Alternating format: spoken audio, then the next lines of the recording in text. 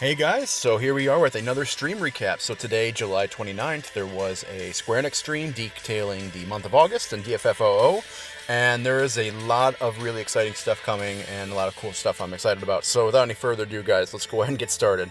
So first off, we have the Mog's Gym, beginner-focused quest themed around battle fundamentals. Earn enough basic shards, second-tier shards, third-tier shards, and then high shards to raise crystal strength level to 60 for 6 characters, 1 per color. So, and also, what I'm super excited for, the high shards limit is raised from 999 to 9,999, which is awesome because me especially, since I never draw, I'm constantly running into the shard cap and it's really frustrating. Plus, this is also preparing us for level 70 awakenings, which will be not August, but probably September. So, yeah, really cool. This will definitely help out beginners and veterans alike, having these quests and getting all these shards and crystals and stuff. So, really cool stuff. I'm excited about that. So, there's also going to be a gem and an item shop sale. Artifact of All Knowledge, times 5, 25% off. The Tome of Treasure, Fortune, and Training are 20% off. And then the Cooper Card Minis. So, the support sale, of course, is for Ultimate Shiva. They're doing it to coincide with that, because Ultimate Shiva is going to eat your books alive. Speaking of misery, Ultimate Shiva, World of Illusion. So her level 30 board, her level 30 will be unlocked, all of her boards. The synergy characters are going to be Steiner, Cypher, Orin, Prish, Sarah, and Thancred. So then grab their summon materials to get Shiva from level 20 to 30. Now, off the top of my head, I believe her blessing at level 30 is she raises attack by 15%, and then she raises speed by 20% when you're beneath Int Brave, which, in my opinion, makes Shiva the absolute best summon we have, because you're getting some of Ifrit's old blessing, because Ifrit used to be for his level 30 at level 20 it was 20%, but you had to be at max health. So Shiva's 15%, and there's no strings attached. Yeah, level 30 Ifrit right now is 25% attack bonus, but you have to be above 80% HP. Shiva's no strings attached. You get the blessing at all times, plus you're also getting that speed bonus, which is always really nice. It helps you get more turns and get more breaks. So I'll be using Shiva level 30 a lot. So just like Ifrit, you'll be getting over 29,000 gems, 290 draw tickets, 480 armor tokens, etc., etc. Unlike Ifrit, this grind is going to be absolute hell. Ifrit was boring and monotonous, but this is like a whole new level of just pain, because you really can't cheese it as well with Quistis. With Ifrit, you could just double Quistis and just send him to the moon with Degen Whip, and he would never get a turn. Shiva, not so much, because she splits into 2 after you do a certain amount of damage, and so you can still delay them, but it's a lot harder to manipulate the turns the way you want, and it's just really a pain. So, yeah, I'm going to be using Sarah a ton, because, I'm going to be getting her EX. So, alright, time for some controversy, because controversy is always fun. So, the 2-star artifact passive releases. All characters you doge to be available from both co-op event quests, via Link Bell rewards, and World of Illusion treasure hunts. So, in JP, they released what they call them the cursed arts for these characters. They're arts that are super duper broken, and they're really, really good, but they're extremely rare and hard to get. We already saw Vivi release. He had some of his cursed arts, which is a charged fire where he gets +1, and then he also has that crazy, buff attack speed? Craziness. So they are bringing the cursed arts for all these characters. Here's the dates. So they also had an explanation for this, because this is a really hot button and controversial topic, and a lot of players are really angry because of how bad the drop rates are and how essential they are to the characters themselves. Like Sarah and Eunice, for example, are unusable without their cursed arts. They're terrible. They lose so much effectiveness. So I'm actually going to scroll over here real quick, because Gallon, the guy who hooked me up with the slides, by the way, I'll have his YouTube channel in the description, because he finally has a YouTube channel. Good on you, man. But here's his explanation. So apparently in the stream, it's not illustrated on any slide, so I got a explanation from him. So he says, Josh mentioned how they really did try and figure out a way not to do the cursed arts. They couldn't, sadly, because if they got removed, Sarah and the other cursed 5 would be so badly hindered they'd be trash compared to their JP counterpart. They timed the arts with their rework so you can farm co-ops on World of Illusion instead of just World of Illusion being the only option. Josh also mentioned they're listening to feedback. Now, does this mean they'll do anything? No promises, but they really do understand why the arts are so hated and wish they could do something about it. Sadly, they could not. So, they do, at least the dev team acknowledges that the arts are just miserable. They're miserable to farm. I believe the drop rate on them for getting an Adoja roll with both the cursed arts on them, I think is around 2%. I've seen around 2%. So it's just absolutely abysmal. But if they didn't have them in the game, characters would just be god-awful horrible compared to the JP version.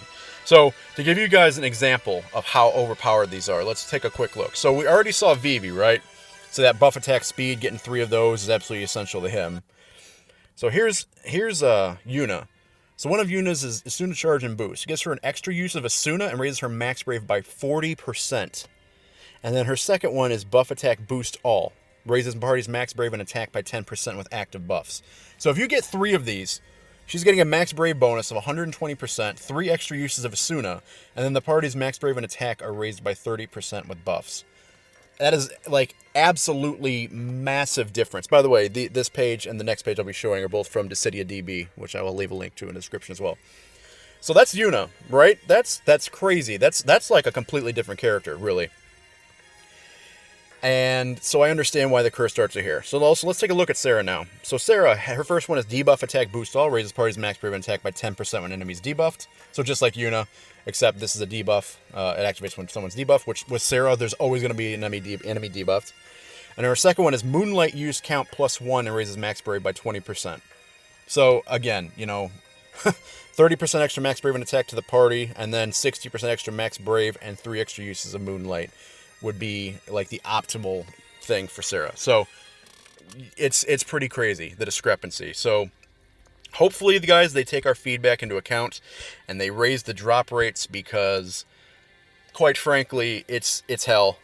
Gallon has been informing me of his quest for Vivi's broken arts, and yeah, it's not going so well, and he's losing his mind. And I will be not only doing 1 character, Sarah, but I'll be doing 2 for Yuna. And I imagine a lot of people will be trying to do Aerith as well. Aerith really needs her arts as well. So, yeah, it'll be miserable, guys. Great. Anyway, let's move on to some good stuff, right? Because we can't all be mopey and sad. So, Zack, his Lost Chapter is coming August 5th. He's getting his Soldier Second Class costume, which looks literally the same, except his hair color is... I'm sorry, not his color. His hair style is a little bit different. And, yeah, there you go. But, so I'm excited about that. Zack ZX is the target. And then, of course, Vayne, Big Daddy Hype Man Vayne is coming August 8th. Cosmos Difficulty Solo Quest. Sarah will be featured as a character as Synergy, so you'll be able to get her doges, which is great. Because, again, that grind, man. Ugh.